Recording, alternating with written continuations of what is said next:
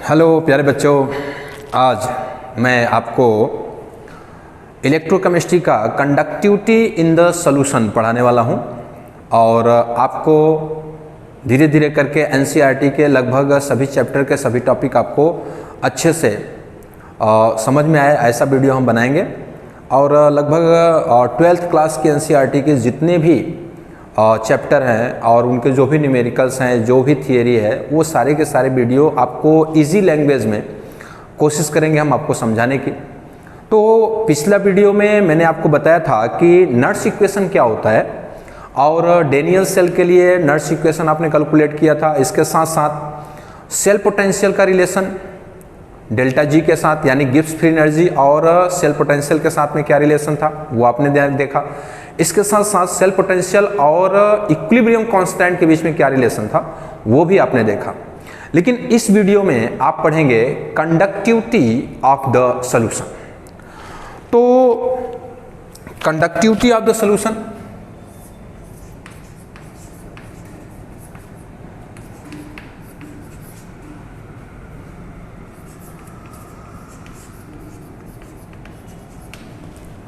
Conductivity of the solution पढ़ने से पहले आपको ये समझना है कि कंडक्टर क्या होता है, इंसुलेटर क्या होता है, सेमीकंडक्टर क्या होता है। ठीक है, इसके साथ साथ आपको सॉल्यूशन में कंडक्टिविटी किसकी वजह से होगा और मेटल में कंडक्टिविटी किसकी वजह से होगा। तो सबसे पहले हम आपको ये बताना चाहते हैं कि there are two types of material just like metal और इलेक्ट्रोलाइट्स। जो मेटल होता है तो मेटल की कंडक्टिविटी होती है, मेटल की conductivity due to presence of free electron, यानी कि जो मेटल की कंडक्टिविटी है वो डिपेंड करता है फ्री इलेक्ट्रॉन पर। और जो इलेक्ट्रोलाइट्स हैं, इलेक्ट्रोलाइट्स मतलब those compound that gives ion after dissolving in water, यानी किसी भी सॉल्वेंट में अगर कोई भी ऐसा कंपाउंड आप डिजॉल्व करते हैं जो कि आयंस में चेंज हो सकते हैं, जिसका आयनाइजेशन पॉसिबल है, ऐसे कंपाउंड जो वाटर में डिजॉल्व होने के बाद में आयंस में चेंज हो जाए या फिर जिसका आयनाइजेशन पॉसिबल हो, उस कंपाउंड को हम कहते हैं इलेक्ट्रोलाइट्स। माइकल फैराडे ने बताया था कि इलेक्ट्रोलाइट दो टाइप के होते हैं, एक होता है आपका स्ट्रांग इलेक्ट्रोलाइट्स और दूसरा होता है वीक इलेक्ट्रोलाइट्स। स्ट्रांग इलेक्ट्रोलाइट्स मतलब क्या कि ऐसे कंपाउंड जिनका 100% आयनाइजेशन हो, 100% डिसोसिएशन, यानी कि जब ऐसा कंपाउंड जैसे सोडियम क्लोराइड हो गया, पोटेशियम क्लोराइड है, ऐसे कंपाउंड्स जिनको वाटर में डिजॉल्व करने के बाद में उनका 100% आयनाइजेशन हो जाए, उसे हम कहते हैं स्ट्रांग इलेक्ट्रोलाइट्स। और ऐसे कंपाउंड जिनका 100% आयनाइजेशन ना हो, 100% डिसोसिएशन ना हो, 100% से लेस हो, तो उसे हम कहते हैं वीक इलेक्ट्रोलाइट्स। ठीक है, तो यहां पर conductivity in the metal due to free electron and conductivity in the solution by the free ion. इस बात को आप ध्यान रखिएगा कि किसी भी सॉल्यूशन में जो कंडक्टिविटी है वो डिपेंड करता है फ्री आयंस पे, और जो मेटल की कंडक्टिविटी है वो डिपेंड करता है फ्री इलेक्ट्रॉन पे। ठीक है, इसके पहले कि हम आपको कंडक्टिविटी ऑफ द सॉल्यूशन समझाएं, कुछ बेसिक नॉलेज आपको समझना जरूरी है, जिसमें से पहला आपका है रेजिस्टेंस। तो रेजिस्टेंस क्या है? Any factor that oppose to flow of current, यानी किसी भी पदार्थ का ऐसा फैक्टर, ऐसा कारक जो करंट के फ्लो को क्या करे, अपोज करता है। मतलब any object that hindrance to flow of current, यानी कोई भी ऑब्जेक्ट है, कोई भी कंपाउंड है जो इलेक्ट्रिसिटी यानी कि करंट को फ्लो होने के लिए अपोज करता है, यानी उसको रोकता है, अवरोध करता है, दैट इज द रेजिस्टेंस। अब ये जो रेजिस्टेंस है वो अलग अलग कंपाउंड के, यानी अलग अलग मेटल के जो रेजिस्टेंस होते हैं वो अलग अलग होते हैं। अलग अलग मेटल्स के, कंपाउंड्स के जो रेजिस्टेंस है वो अलग होते हैं, उनकी कंडक्टिविटी भी क्या होती है, अलग होती है। तो रेजिस्टेंस मतलब क्या है कि जैसे सपोज दैट आप चल रहे हो, अगर रास्ते में चल रहे हो तो जो आपके मूवमेंट में बैरियर होता है, उसे हम कहते हैं फ्रिक्शन फोर्स। यानी आपके चलने में जो बैरियर आ रहा है, आपके चलने में जो एक कारक है, जो बैरियर है आपके चलने के, आपके मूवमेंट को रोक रहा है, यानी आपके मूवमेंट के अपोज कर रहा है, that is known as friction. Same as अगर लिक्विड है, लिक्विड की फ्लूइडिटी को जो अपोज कर रहा है उसको हम क्या बोलते हैं, विस्कोसिटी। लाइक दिस किसी भी मेटल में जो करंट फ्लो हो रहा है, करंट को फ्लो करने का जो अपोज कर रहा है, यानी कि करंट की फ्लूइडिटी को जो अपोज कर रहा है, that is known as resistance. Generally resistance के बारे में बताया जाता है कि resistance is directly proportional to the length of the object and resistance is inversely proportional to the unit cross section area of the object. मतलब कोई भी रेजिस्टेंस है वो जो ऑब्जेक्ट है उसके लेंथ के डायरेक्टली प्रोपोर्शनल होता है, और जो रेजिस्टेंस है वो यूनिट क्रॉस सेक्शन एरिया, उस ऑब्जेक्ट के यूनिट क्रॉस सेक्शन एरिया के इनवर्सली प्रोपोर्शनल होता है। तो हम फार्मूला उसका देखेंगे। जैसे सपोज दैट यहां पे हमने लिखा है आर रेजिस्टेंस। अब रेजिस्टेंस को हम किससे शो करते हैं? आर से। तो R is directly proportional to L and inversely proportional to A. ठीक है, रेजिस्टेंस आप समझ गए होंगे। तो रेजिस्टेंस ऑब्जेक्ट के लेंथ के डायरेक्टली प्रोपोर्शनल है और उसके यूनिट क्रॉस सेक्शन एरिया के इनवर्सली प्रोपोर्शनल है। अब हम क्या करेंगे? प्रोपोर्शनलिटी मार्क्स को रिमूव करेंगे। जब हम प्रोपोर्शनलिटी मार्क्स को रिमूव करते हैं तो R is equal to rho L by A. अब सोचेंगे कि रो क्या है? रो प्रोपोर्शनलिटी कांस्टेंट है, और रो प्रोपोर्शनलिटी कांस्टेंट, इसके साथ साथ इसको हम स्पेसिफिक रेजिस्टेंस या रेजिस्टिविटी भी कहते हैं। ठीक है, अब हम यहां पे क्या करेंगे? सपोज दैट कि अब हम यहां पे ले रहे हैं रो, यानी कि रो जो है वो है स्पेसिफिक रेजिस्टेंस, या फिर इसी को हम क्या बोलते हैं? रेजिस्टिविटी। ठीक है, अब रेजिस्टेंस जो आपके रेजिस्टेंस का यूनिट होता है, रेजिस्टेंस की यूनिट एक साइंटिस्ट आए थे जिनका नाम है ओम, उनके नाम के आधार पे रखा गया है। यानी कि रेजिस्टेंस की जो यूनिट है वो आप सिंबल दे सकते हैं इस प्रकार ओम, या फिर आप ओम डायरेक्ट लिख सकते हैं। ठीक है, अब इसको यहां पे देखिए, अब हम रो निकालेंगे तो rho is equal to R into A by L. ठीक है, तो अब यहां पे करेंगे rho is equal to R मतलब ohm into unit cross section area metre square by length को हम किससे मेजर करते हैं? मीटर। इसका मतलब क्या हो गया? इसका जो यूनिट आएगा वो आएगा ओम मीटर। जो आपके रेजिस्टिविटी का यूनिट आएगा वो आएगा ओम मीटर। अब हमको ये समझना है कि रेजिस्टिविटी है क्या? रेजिस्टिविटी यानी स्पेसिफिक रेजिस्टेंस। तो स्पेसिफिक रेजिस्टेंस का मतलब क्या है कि अगर कोई भी ऑब्जेक्ट है, any object their length 1 meter and their unit cross section area 1 meter square, the resistance of that object is known as specific resistance। यानी कि कोई भी आपका ऑब्जेक्ट है जिसका लेंथ है 1 मीटर और उस ऑब्जेक्ट का जो सरफेस एरिया है यानी यूनिट क्रॉस सेक्शन एरिया है वो 1 मीटर स्क्वायर है, तो उसके अंदर जितना भी रेजिस्टेंस होगा that is known as specific resistance. ठीक है, अब स्पेसिफिक रेजिस्टेंस का जो यूनिट है वो क्या हो गया आपका? ओम मीटर। अब हमारा अगला जो टॉपिक है वो है कंडक्टेंस। अभी कंडक्टेंस क्या है? कंडक्टेंस मतलब resistance flow of current oppose to flow of current, यानी any barrier which oppose to flow of current is known as resistance. तो रेजिस्टेंस का अपोजिट करेंगे, यानी कि कंडक्टिविटी यानी conductance is the inversely proportional to resistance.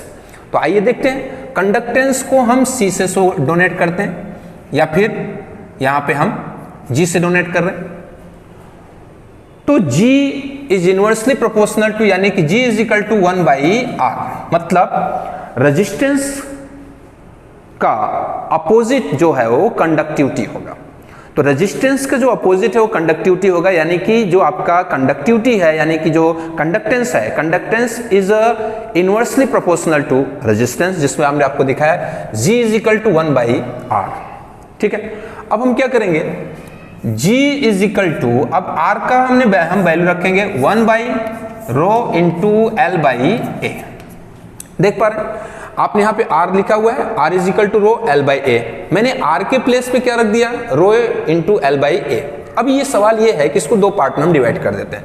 तो यहाँ हो जाएगा आपका G is equal to 1 by rho into A by L. ठीक है, आप इसको देख पा रहे हैं कि 1 बाई रो हो गया और ये उल्टा हो जाएगा तो ए बाई एल हो जाएगा।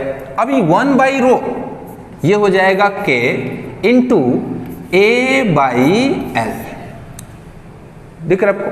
अभी K क्या है, K मीन्स कप्पा, KE आपका हो जाएगा कप्पा, जिसको हम कहते हैं स्पेसिफिक कंडक्टेंस। तो स्पेसिफिक कंडक्टेंस या फिर इसी को हम कह देते हैं कंडक्टिविटी। बस समझ गए आप, यानी कि रेजिस्टेंस, यानी जो आपका कंडक्टिविटी होता है वो रेजिस्टेंस के इनवर्सली प्रोपोर्शनल होता है।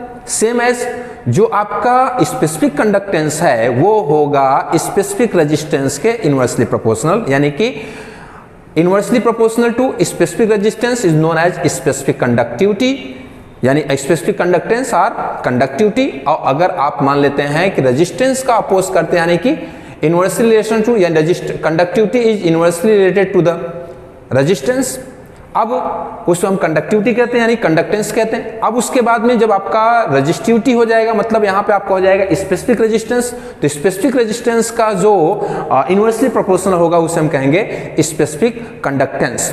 अब स्पेसिफिक कंडक्टेंस का क्या मतलब है कि सपोज दैट, अब यहाँ पे हम क्या लेते हैं कि K इज इक्वल टू, यहाँ हो जाएगा आपका K इज इक्वल टू, यहाँ पे आ जाएगा G इंटू L/A। अगर हम यहाँ पे K ले रहे हैं तो K को इधर लेके आए, यानी कि A/L को इधर लेके आएंगे तो उल्टा हो जाएगा। तो आप देख पा रहे हैं K is equal to G into L/A, ठीक। अभी जो K है, अगर इसको हम डिफाइन करें तो आप ऐसा कह सकते हैं कि किसी भी ऑब्जेक्ट का जो लेंथ है 1 मीटर हो और उसका unit cross section area 1 metre square हो, तो ऐसे कंडीशन में उस ऑब्जेक्ट की जितनी कंडक्टिविटी होगी उसी को हम कहेंगे स्पेसिफिक कंडक्टेंस या कंडक्टिविटी। फिर से आप सुन लीजिए कि अगर मान लेते हैं कि किसी ऑब्जेक्ट का जो लेंथ है 1 मीटर है और उसका unit cross section area 1 metre square है, तो उसके अंदर जो भी कंडक्टिविटी होगी वही क्या होगी, स्पेसिफिक कंडक्टिविटी होगी, ठीक है। अब हम बात करते हैं कि कंडक्टिविटी का जो यूनिट है, यानी कि G की जो यूनिट है उसको हम लेते हैं। तो कंडक्टिविटी की जो कंडक्टेंस की यूनिट है वो है आपका 1/R, और R का क्या हो जाएगा, ओम, ठीक है।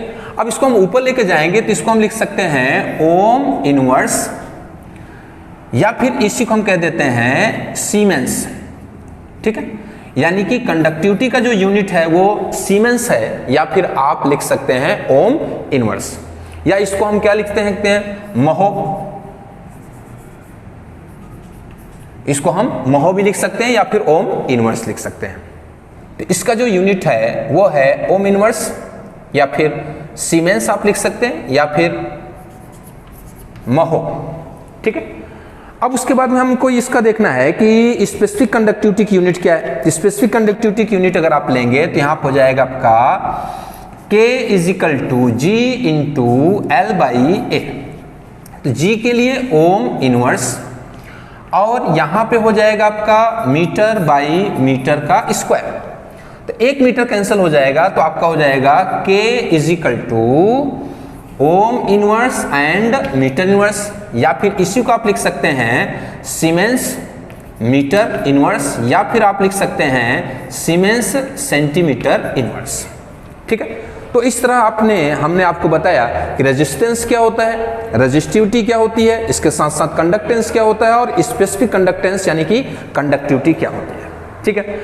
अब हम बात करने जा रहे हैं कि according to conductivity there are 3 types of the material, 3 types of object, 3 types of compound. According to conductivity there are 3 types of compound, ठीक है।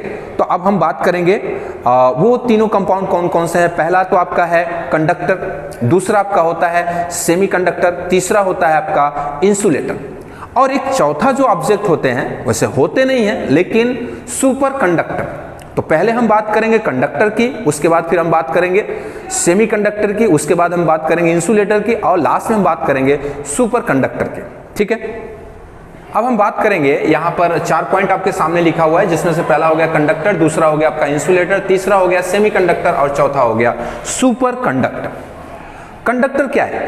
Any object that flow large amount of current, any object that flow large amount of current, यानी कि कोई भी ऐसा object है जिसमें बहुत ही ज़्यादा करंट का फ्लूडिटी हो रही है, यानी करंट फ्लो कर रहा है, इलेक्ट्रॉन फ्लो कर रहा है, तो ऐसे कंपाउंड यानी ऐसे ऑब्जेक्ट को, ऐसे कंपाउंड को हम क्या बोलेंगे?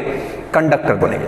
यानी any object that allow to pass current, that allow to movement of electron, यानी कोई भी ऑब्जेक्ट है जो इलेक्ट्रिसिटी को यानी करंट को फ्लो कर रहा है, अलाउ टू पास कर रहा है यानी कि फ्लो कर रहा है, तो उसको हम कहते हैं कंडक्टर।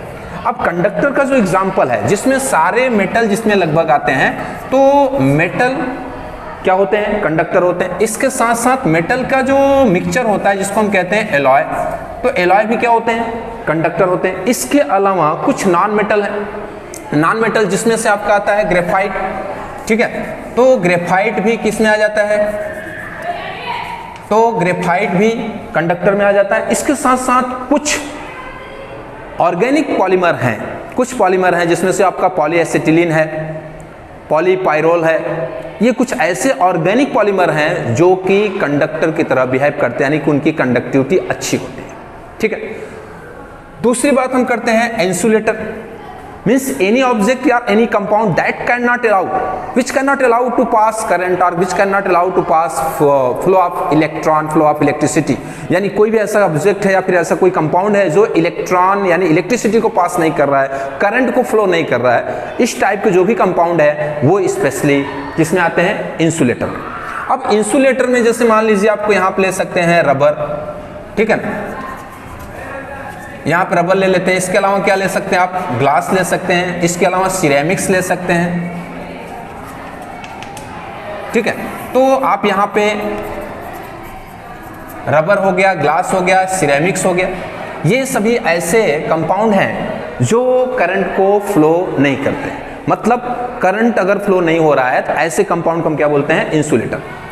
नेक्स्ट बात करते हैं हम सेमीकंडक्टर की, means conductivity of the object in between conductor and insulator, यानी किसी भी ऑब्जेक्ट की कंडक्टिविटी कंडक्टर और इंसुलेटर के बीच हो, means conductivity of any object in between conductor and insulator, that is known as semiconductor.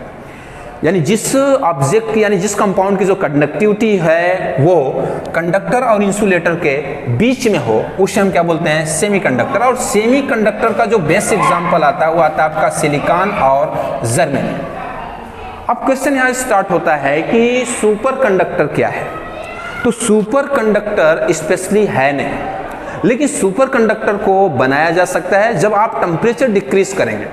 Temperature decrease करेंगे तो रेजिस्टेंस डिक्रीज करेगा, और रेजिस्टेंस डिक्रीज करेगा तो कहीं ना कहीं वो कंडक्टर जो होगा वो सुपर कंडक्टर में चेंज हो सकता है। अब क्वेश्चन यहाँ स्टार्ट हो रहा है कि हम सुपर कंडक्टर को कैसे समझें। तो आप इतना मान के चलिए कि यहाँ पर हमने लिखा था इसके पहले G is equal to 1/R।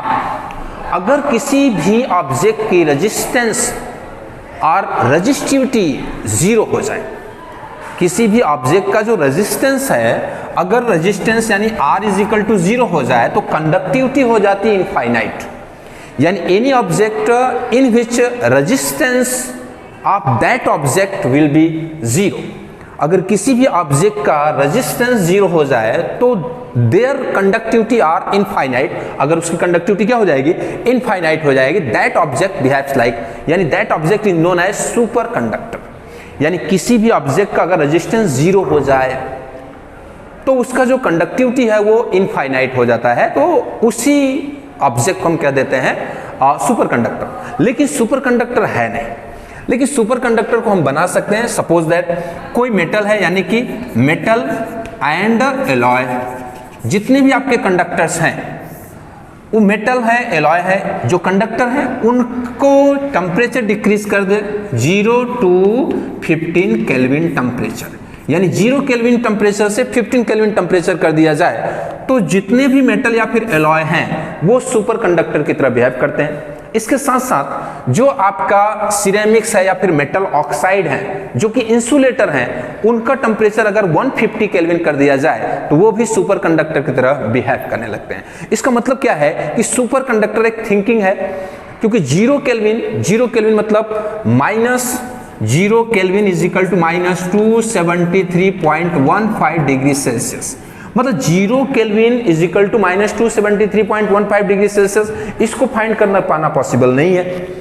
लेकिन 0 केल्विन से लेकर के 15 केल्विन टेम्परेचर पे कोई भी मेटल या फिर एलॉय होगा वो सुपर कंडक्टर की तरह बिहेव करेगा। इसके साथ साथ कुछ सिरेमिक्स हैं या फिर कुछ मेटल ऑक्साइड है जो 150 केल्विन टेम्परेचर पे सुपर कंडक्टर की तरह बिहेव कर सकते हैं। मैंने इसके पहले आपको बता दिया कि different solution so different conductivity, different metal so different conductivity. मतलब ये जो कंडक्टिविटी है वो अलग अलग मेटल में अलग अलग होती है, अलग अलग इलेक्ट्रोलिटिक सॉल्यूशन में भी अलग अलग होती है। अभी हम बात करते हैं कि जो मेटल की कंडक्टिविटी है वो कौन कौन से फैक्टर पे डिपेंड करता है। सबसे पहला फैक्टर आपका है नेचर ऑफ मेटल, यानी कि मेटल की कंडक्टिविटी जो है वो किस पर डिपेंड करता है, जिसमें से पहला आपका हो गया नेचर ऑफ मेटल। अभी नेचर ऑफ मेटल का मतलब क्या है कि कुछ मेटल सॉफ्ट होते हैं, कुछ मेटल हार्ड होते हैं, कुछ मेटल्स के जो इलेक्ट्रॉन होते हैं वो बहुत ही टाइटली पैक्ड होते हैं न्यूक्लियस के साथ, ठीक है। और कुछ मेटल्स ऐसे होते हैं जिनके जो बैलेंस इलेक्ट्रॉन होते हैं वो बहुत ही लेस अट्रैक्ट होते हैं टुवर्ड्स न्यूक्लियस। तो ऐसी कंडीशन में जो मेटल के आयनाइजेशन एंथैल्पी बहुत लेस होती है, ऐसे मेटल की कंडक्टिविटी काफी ज्यादा होती है। कुछ ऐसे मेटल जिसमें से इलेक्ट्रॉन जो होते हैं वो बैलेंस सेल के इलेक्ट्रॉन जो होते हैं वो ज्यादा अट्रैक्शन फोर्स महसूस करते हैं, किसका, न्यूक्लियस का, तो वो जो उनकी जो कंडक्टिविटी होती है वो क्या होती है, लेस होती है। मतलब आप ऐसा समझ सकते हैं कि nature of metal, there are two types of metal, soft metal as well as hard metal. यानी दो टाइप के मेटल होते हैं जिसमें से सॉफ्ट मेटल होते हैं और हार्ड मेटल होते हैं। तो जो सॉफ्ट मेटल होते हैं उनकी कंडक्टिविटी थोड़ी ज्यादा होती है और जो हार्ड मेटल होते हैं उनकी कंडक्टिविटी थोड़ी सी कम होती है। सेकेंड थिंग्स जो आपका है वो है नंबर ऑफ बैलेंस इलेक्ट्रॉन।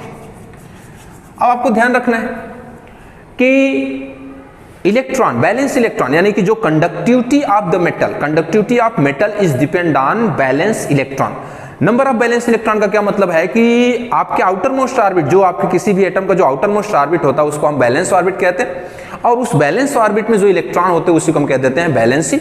यानी कि बैलेंस ऑर्बिट में जितने इलेक्ट्रॉन ज्यादा होंगे उसकी कंडक्टिविटी उतनी ज्यादा होगी, और बैलेंस ऑर्बिट में जितने इलेक्ट्रॉन कम होंगे उसकी कंडक्टिविटी क्या होगी, उतनी ही कम होगी। थर्ड पॉइंट होता है टेम्परेचर। तो थर्ड पॉइंट है टेम्परेचर। आपको हम बता देते हैं कि मेटल की जो कंडक्टिविटी होता है वो टेम्परेचर के इनवर्सली प्रोपोर्शनल होता है।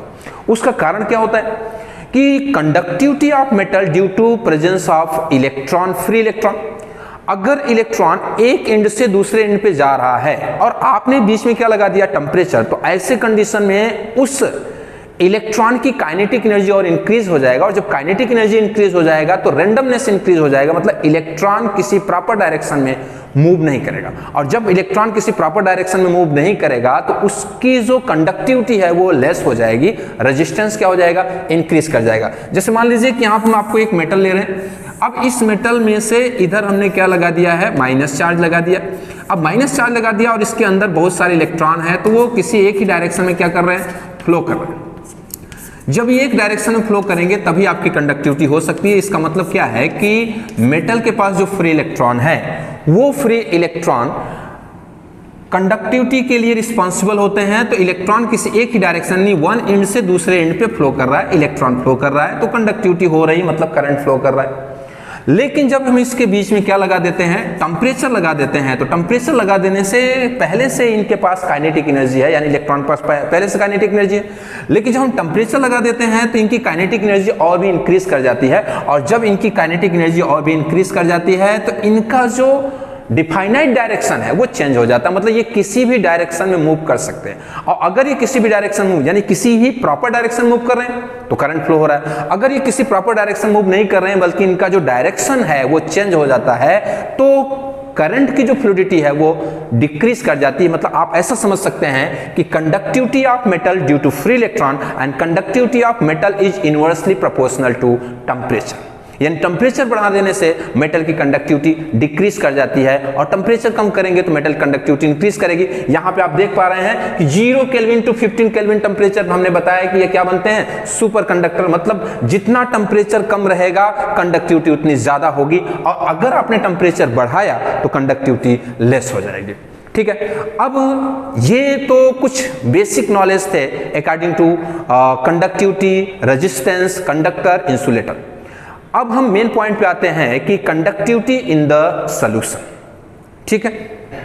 अब हम मेन टॉपिक पे आते हैं, कंडक्टिविटी ऑफ द सॉल्यूशन। इसके पहले अभी हमने आपको बताया कि conductivity of the metal is depend on free electron. Like this conductivity of the solution is depend on free ion. इसका मतलब क्या हुआ कि किसी भी सॉल्यूशन में अगर आयन है तो वो कंडक्टर होगा, अगर सॉल्यूशन में आयन नहीं है तो वो कंडक्टर नहीं होगा। इसका मतलब क्या हो गया कि सॉल्यूशन की जो कंडक्टिविटी है that is depend on free ion. अब फ्री आयन के लिए आपको चाहिए इलेक्ट्रोलाइट्स। तो इलेक्ट्रोलाइट्स आपके दो टाइप के होते हैं, जिसमें हमने आपको बताया था कि स्ट्रांग इलेक्ट्रोलाइट्स जिसका 100% आयनाइजेशन होता है, वीक इलेक्ट्रोलाइट जिसका 100% आयनाइजेशन नहीं होता है। तो हम बात करते हैं इलेक्ट्रोलाइट्स की। अब क्वेश्चन यहां स्टार्ट होता है कि आप कंडक्टिविटी ऑफ सॉल्यूशन बोल सकते हैं, या फिर उसी को आप कह सकते हैं आयनिक कंडक्टिविटी, या फिर उसी को आप कह सकते हैं आयनिक मोबिलिटी, यानी conductivity of the solution due to presence of free ions.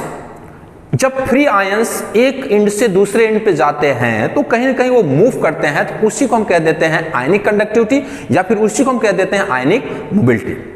अब क्वेश्चन यहां पे स्टार्ट होता है कि सपोज दैट हमारे पास डिस्टिल वाटर है, तो डिस्टिल वाटर है तो H2O। आपको पता है कि डिस्टिल वाटर यानी जो वाटर है उसका pH, वाटर का pH होता है 7। इसका मतलब क्या हो गया है कि वाटर में H+ आयन का कंसंट्रेशन जो है वो 10⁻⁻7 मोलरिटी, और वाटर में OH- का कंसंट्रेशन भी 10⁻⁻7 मोलरिटी है, ठीक है। यानी कि किसी भी हम बात करें डिस्टिल वाटर की, तो डिस्टिल वाटर का जो pH है वो 7 होता है।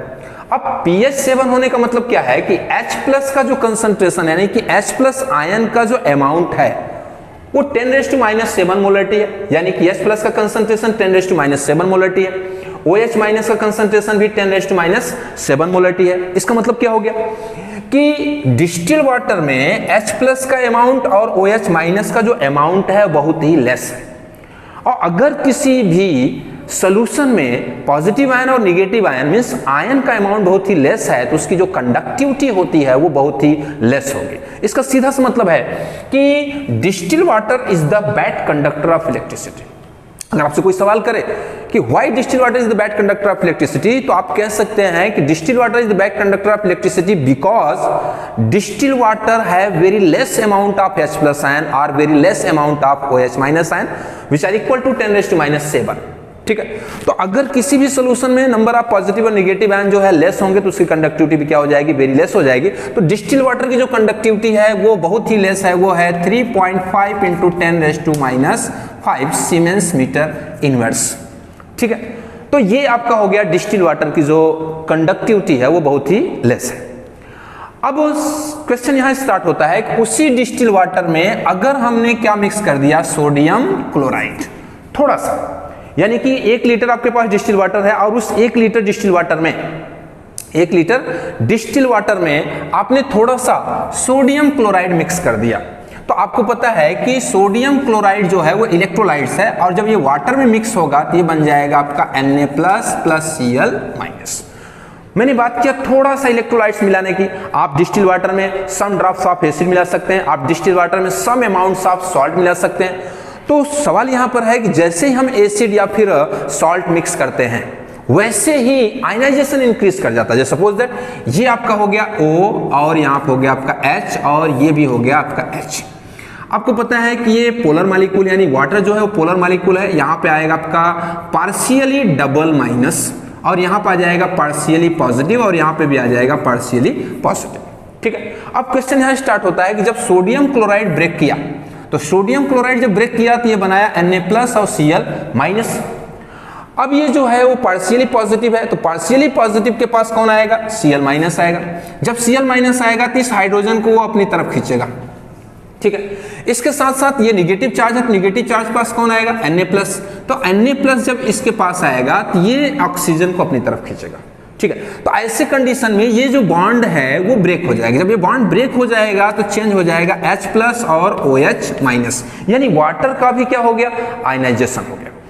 तो थोड़ा सा यानी कि सम ड्रॉप्स ऑफ एसिड और some amount of salt are mix into distil water, that distil water is the good conductor of electricity. यानी इसके पहले थोड़ी देर पहले हमने आपको बताया कि distil water is the best conductor of electricity because less amount of ions H+N and OH-N जो आपको दिख रहा है। लेकिन उसी डिस्टिल वाटर में जब हमने थोड़ा सा सॉल्ट मिक्स कर दिया या फिर उसमें सम ड्रॉप्स ऑफ एसिड मिक्स कर दीजिए तो उसके अंदर स्टार्ट होता है आयनाइजेशन। अभी आयनाइजेशन मतलब the process to formation of ion, that is called ionisation. तो जब आयनाइजेशन स्टार्ट हो जाता है तो काफी तेजी के साथ में उस डिस्टिल वाटर में आयंस प्रोड्यूस हो जाते हैं, और जब उस डिस्टिल वाटर में आयन प्रोड्यूस हो जाते हैं तो वही डिस्टिल वाटर हो जाता है गुड कंडक्टर ऑफ इलेक्ट्रिसिटी। तो सीधा सा मतलब आपको समझना है कि conductivity of the solution is depend on ion, so this conductivity is known as ionic conductivity as well as known as ionic mobility। अब हम लोग डिस्कस करेंगे कि आयनिक मोबिलिटी या फिर आयनिक कंडक्टिविटी कौन कौन से फैक्टर पे डिपेंड करता है। ठीक है, तो उसके फैक्टर हम यहाँ पे लिखने जा रहे हैं और उसको हम एक्सप्लेन करेंगे एक एक करके, उसको हम एक एक करके डिस्कस करते हैं। सबसे पहला नेचर ऑफ इलेक्ट्रोलाइट्स, नंबर दूसरा साइज ऑफ आयन, नंबर तीसरा नेचर ऑफ सॉल्वेंट, नंबर चौथा विस्कोसिटी, नंबर पांचवा कंसंट्रेशन एंड नंबर छठा टेम्परेचर। यानी कि जो आयनिक मोबिलिटी है या फिर आयनिक कंडक्टिविटी है, ionic conductivity of solution is depend on these 6 factor, जिसमें से पहला हमारा जो फैक्टर है वो नेचर ऑफ इलेक्ट्रोलाइट्स है। इसके पहले हमने आपको बताया है कि there are 2 types of electrolytes, weak electrolytes and strong electrolytes. Weak electrolytes can not give 100% ion, मतलब जो वीक इलेक्ट्रोलाइट्स है वो 100% आयन में चेंज नहीं हो सकता। जो स्ट्रांग इलेक्ट्रोलाइट्स है वो 100% उसका आयनाइजेशन होता है। इसका मतलब क्या है कि जो स्ट्रांग इलेक्ट्रोलाइट्स होगा उसका 100% आयनाइजेशन होगा, तो सोल्यूशन में नंबर ऑफ आयंस क्या होंगे, ज्यादा होंगे। नंबर ऑफ आयंस ज्यादा होंगे तो कंडक्टिविटी भी ज्यादा होगी। दूसरी बात, अगर सोल्यूशन में आपने वीक इलेक्ट्रोलाइट डाला है तो वीक इलेक्ट्रोलाइट्स में आयनाइजेशन कम होगा, और अगर आयनाइजेशन कम होता है तो नंबर ऑफ आयंस भी कम होंगे, और नंबर ऑफ आयंस कम होंगे तो उसकी भी कंडक्टिविटी क्या हो जाएगी, लेस हो जाएगी। ठीक है, तो इसका मतलब क्या है कि conductivity of the solution is depend on the nature of electrolytes. दूसरी बात करें साइज ऑफ आयन की, तो ionic conductivity is also depend on size of ion. अब साइज के मतलब क्या है, जैसे मान लीजिए कि हमने यहां पे ले लिया है H+, तो H+ क्या है, इसके पास ओनली न्यूक्लियस है, और दूसरा हमने ले लिया है Na+, यानी कि यहाँ पे 2 पॉजिटिव चार्ज हमने लिया है। एक हमने लिया है H+ जो स्मॉलर साइज होगा, दूसरा हमने लिया है Na+ जो बिगर साइज होगा। अब क्वेश्चन यहाँ स्टार्ट होता है कि एनोड कैथोड या कैथोड एनोड पर मान लीजिए ये दोनों H+ हैं, अगर दोनों H+ हैं तो कहां पे जाएंगे, ये कैथोड पे जाएंगे। तो कैथोड पे दोनों में से पहले कौन जाएगा, जो पहले जाएगा उसकी आयनिक मोबिलिटी ज्यादा होगी तो उसकी कंडक्टिविटी भी ज्यादा होगी। अब क्वेश्चन यहां स्टार्ट होता है कि दोनों में से पहले जाएगा कौन। क्वेश्चन नंबर 1, अब जैसे मान लीजिए कि इसका सरफेस एरिया यानी हाइड्रोजन का जो सरफेस एरिया है वो बहुत लेस है। अगर सरफेस एरिया लेस होगा तो कहीं ना कहीं फ्रिक्शन फोर्स लेस होगा, फ्रिक्शन फोर्स लेस होगा तो मोबिलिटी क्या होगी, ज्यादा होगी। इसके साथ साथ जो H+ है उसके पास सिर्फ न्यूक्लियस है, इसका मतलब उसकी साइज बहुत छोटी है, और न्यूक्लियस के पास में इलेक्ट्रॉन खींचने की पावर बहुत ही ज्यादा होती है, जिसकी वजह से H+ बहुत आसानी से कहां चला जाएगा, कैथोड पे चला जाएगा। तीसरी बात, जो H+ है वो अनस्टेबल है, तो अनस्टेबल है तो जो आयंस अनस्टेबल होता है उतना ही ज्यादा क्या होता है, रिएक्टिव होता है। तो तीनों कंडीशन में H+ स्मॉलर साइज में है, तो जो स्मॉलर साइज आयन होगा उसकी कंडक्टिविटी ज्यादा होगी, जो बिगर साइज आयन होगा उसकी कंडक्टिविटी लेस होगी। अब आइए देखते हैं यहाँ पर Na+ क्यों, यानी H+ और Na+ में से कैथोड पे सबसे पहले कौन जाएगा, जिसमें हमने आपको बताया कि जो आपका H+ है वो कैथोड पे पहले जाएगा, Na+ जो होगा वो कैथोड पे बाद में जाएगा। जब H+ पूरी तरह से कंप्लीट हो जाएगा उसके बाद ही यहां पर Na+ जाएगा। अब सवाल क्या है, सबसे पहला H+ की साइज बहुत छोटी यानी इसके पास सिर्फ न्यूक्लियस है, जबकि सोडियम के पास न्यूक्लियस के साथ साथ 2 ऑर्बिट है। इसका सीधा सा मतलब है कि निगेटिव प्लेट की तरफ इसका अट्रैक्शन फोर्स ज्यादा होगा और निगेटिव प्लेट की तरफ इसका अट्रैक्शन फोर्स कम होगा, क्योंकि निगेटिव प्लेट पर अट्रैक्शन फोर्स कौन लगाएगा? न्यूक्लियस लगाएगा। तो ऐसे कंडीशन में H प्लस के पास सिर्फ न्यूक्लियस है, जबकि Na प्लस के साथ न्यूक्लियस के साथ साथ 2 ऑर्बिट है और 10 इलेक्ट्रॉन भी हैं। तो इसका अट्रैक्शन फोर्स ज्यादा होगा, तो ज्यादा तेजी के साथ कैथोड पे जाएगा, और इसका अट्रैक्शन फोर्स कम होगा जो कि धीरे धीरे आपके कैथोड पे जाएगा। ठीक है, पहली बात हो गई। दूसरी बात, अगर हम बात करें इसके सरफेस एरिया की, तो इसका सरफेस एरिया बहुत छोटा है, कोलिजन बहुत कम होगा। कोलिजन कम होगा तो रेजिस्टेंस कम होगा, रेजिस्टेंस कम होगा तो कहीं ना कहीं कंडक्टिविटी क्या हो जाएगी? ज्यादा हो जाएगी।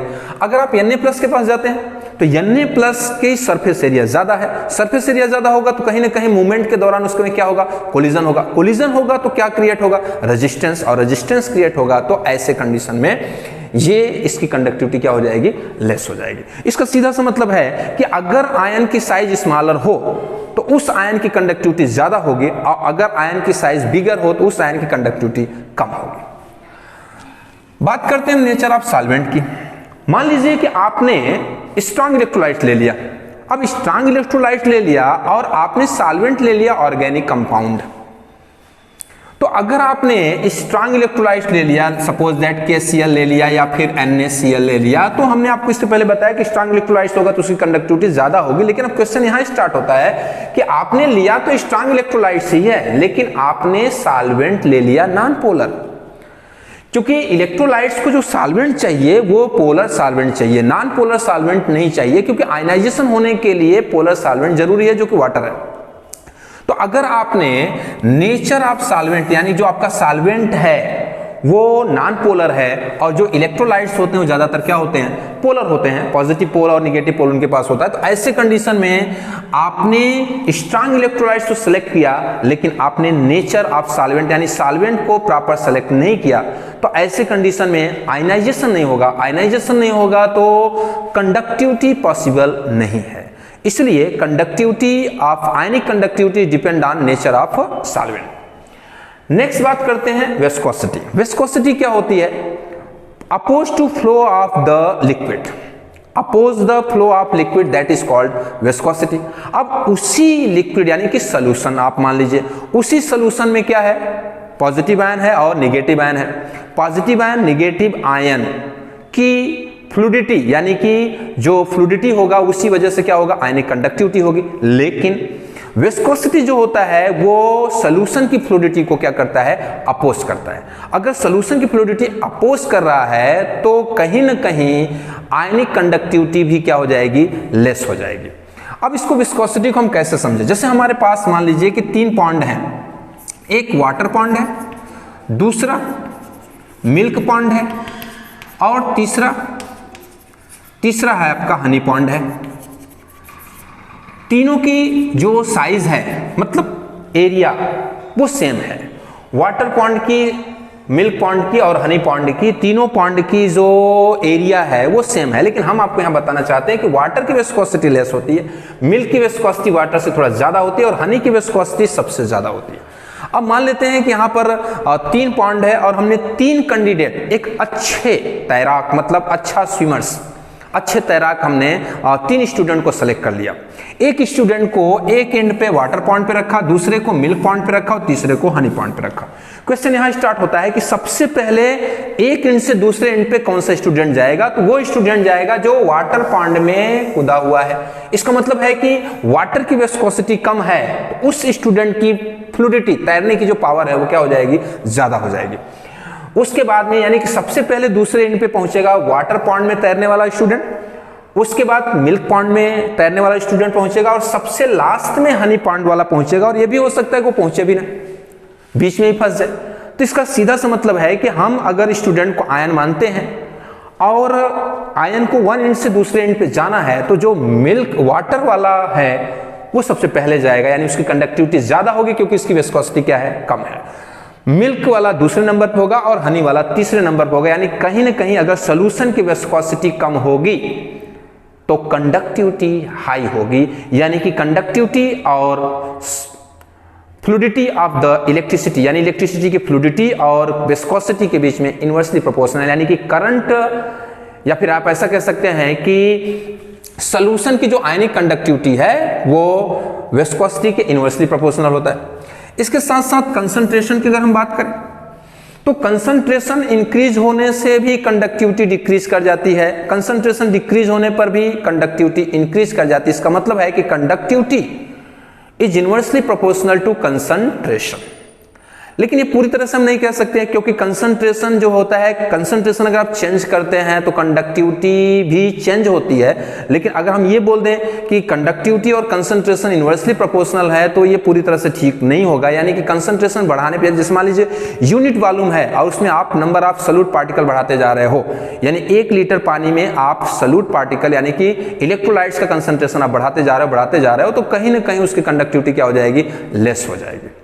तो आप सिंपल वे में ऐसा समझ सकते हैं कि conductivity of the solution is inversely proportional to the concentration. Last topic आपका है टेम्परेचर। तो अगर हम आपको बताएं तो जब आप टेम्परेचर देंगे तो कहीं ना कहीं आयन की कंडक्टिविटी क्या हो जाती है, इंक्रीज कर जाती है। आप ऐसा कह सकते हैं कि ionic mobility of the solution is directly proportional to temperature. Means temperature अगर आप बढ़ाते हैं तो आयनिक मोबिलिटी भी बढ़ जाती है, जिसकी वजह से आयनिक कंडक्टिविटी भी इंक्रीज कर जाती है।